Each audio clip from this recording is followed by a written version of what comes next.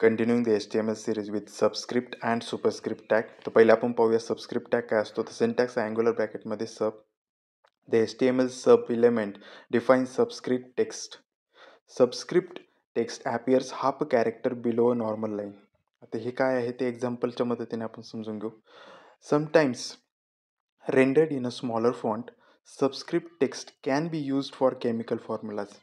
जे की आपण केमिस्ट्रीमध्ये पाहिलेत केमिकल फॉर्म्युलाज. जसं की आपण आता पाहूया वॉटरचा फॉर्म्युला H2O. तर हा 2 बिलो द हाफ लाईन असतो.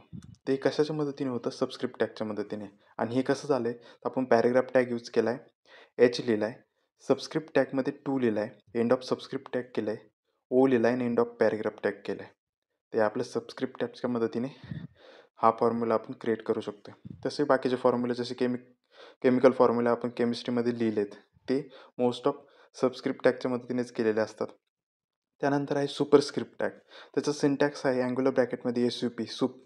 The HTML sup element defines superscript text. Superscript text appears half a character above the normal line and sometimes rendered in a smaller font.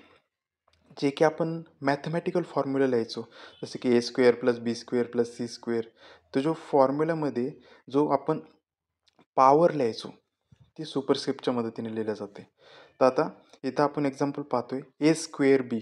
हा जो स्क्वेअर आहे तो सुपरस्क्रिप्टच्या मदतीने केलेला आहे. तर कसं लिहिलं आहे आपण ते पॅरेग्राफ टॅगमध्ये A घेतला आहे, सुपरस्क्रिप्ट टॅगमध्ये 2 लिहिला आहे, end of superscript tag B आणि एंड ऑफ B टॅग. जर व्हिडिओ आवडला असेल तर लाईक करा, चॅनलला सबस्क्राईब करा.